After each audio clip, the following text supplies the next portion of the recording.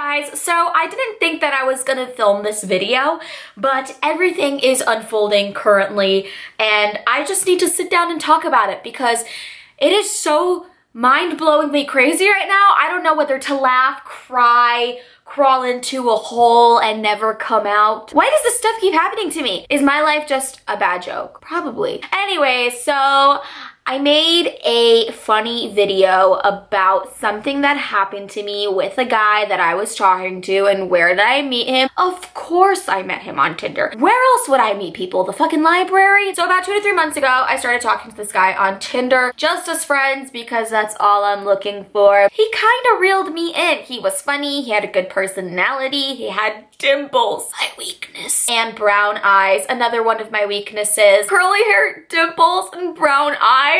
That's it. I fucking give up. No, seriously, he was cute as fuck though. As you guys can tell by the title, this person did some terrible things, but amongst those terrible things, he also happened to ghost me. So like literally out of nowhere, stopped talking to me. And yes, there were red flags. Like he would constantly ask me for nudes and he would always send me pictures of his dick, which was like really annoying. Like, dude, can you just send me a picture of your dimples instead? By the way, Frank is here chewing on something that he should not be chewing on. So this guy completely ghosted me and I was a little butthurt about it because I really thought he was digging me. But the more I read through our text messages and the more I overanalyze every single word that was exchanged between us, I start to realize I was probably just one of the numerous vaginas in his life. I did not think that this man was going to come back into my life so soon, but you know, guys have this really special, amazing power that all of a sudden when you start to get over them and all of a sudden when you start to erase them from your mind, a big red flag goes up in their brains and it's like, oh shit, oh, better text this girl and confuse the shit out of her even more. He texted me and of course I confronted him. I was like, dude,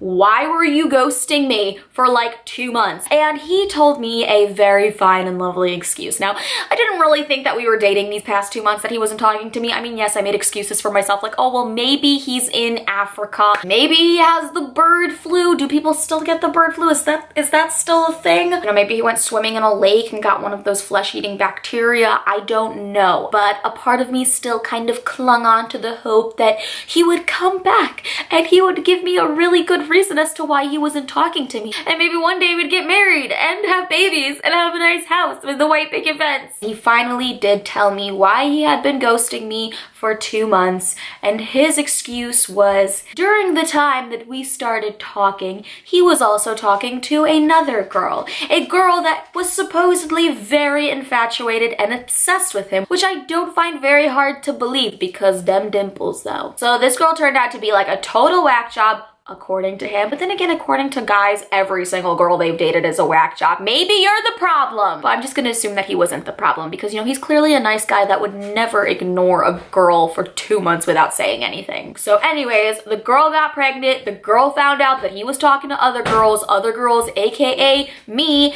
And after that, she made him stop talking to me because they were about to have a baby together, which I kind of understand, okay? Like if I was having a child with another man and he was like talking to other girls in a sexual way, I would probably not want him to continue talking to those girls. But still, he could have been like, hey girl, P.S. I knocked up a bitch. I'm not gonna be talking to you for a while. See you never. And then he told me that she ended up having a miscarriage and that he has reason to believe that she is such a psycho that she would actually fake a pregnancy, and then she realized she couldn't go along with it anymore because obviously she wasn't showing, so she faked a miscarriage.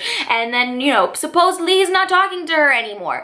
So I honestly don't know what to believe. I am no longer probably, maybe, potentially gonna be talking to this guy. Okay, but you know, them dimples though. Bad girl. Every time I think of him, I'm just gonna hit myself. So anyways, I don't know. Was the girl pregnant? Did the girl have a miscarriage? I don't know. It is not my place to judge, especially with something so horrific as having a miscarriage. So I'm just gonna give this girl the benefit of the doubt, and this guy does not have a very good track record, so I actually am more inclined to believe the girl at this point than him. So yeah, that is my story time. Moral of the story always is, don't meet guys off of Tinder because they will just do you wrong in every way possible. And that goes for you guys too, because there's a lot of crazy bitches on Tinder, myself included. So yeah, that's it for today's story. Hopefully you guys enjoyed my pain. If you like my story time videos, make sure to click the thumbs up button and to subscribe to my channel if you haven't already. And I'll see you guys in tomorrow's video.